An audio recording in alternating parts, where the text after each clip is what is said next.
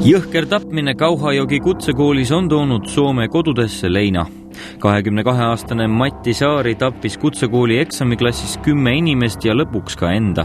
Matti pani enne enda tulistamist ka klassiruumi põlema, seepärast olid surnukehad osaliselt söestunud. Paljudel ohvritel on mitu haava peas ja erinevates kehapiirkondades. Seega oli Matti Saari eesmärgiks ühe inimese pihta nii palju tulistada kui võimalik. Ta tahtis olla kindel, et ohvrid surevad. Arvatakse, et mees tahtis tappa just kindlaid inimesi, ilmselt oma vaenlasi. Leitakse, et kõik algab koolivägivallast ja tühisest koolikiusust.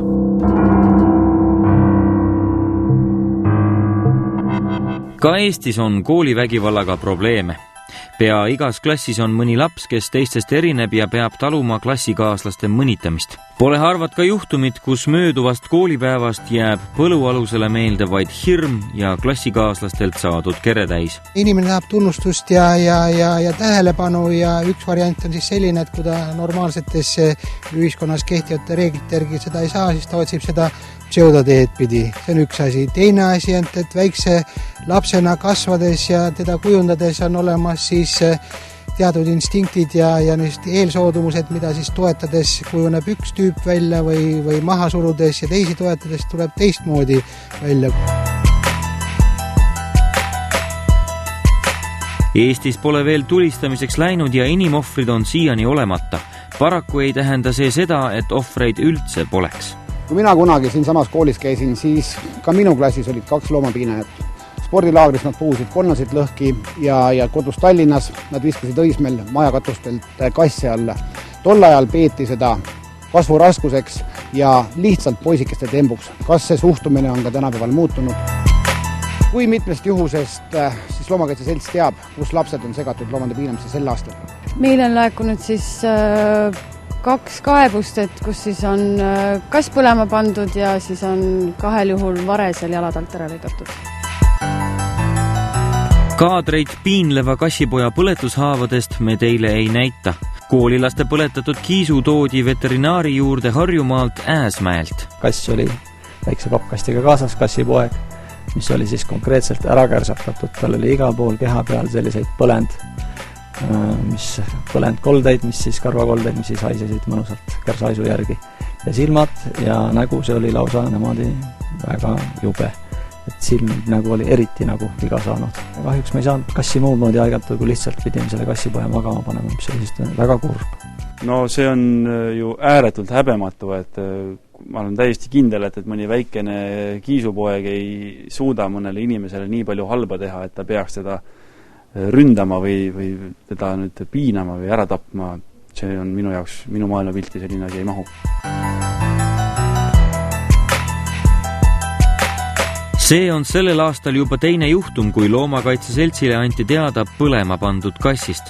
Eelmine lugu juhtus kevadel Lasinurme külas, kus lapsed algselt kassi uputasid ja seejärel põlema panid. Kogu tegevus jäädvustati mobiilidega. Tehtud fotodega uhkustati veel nädalapäevad hiljemgi ja poisikesed tundsid end kohalike kangelastena.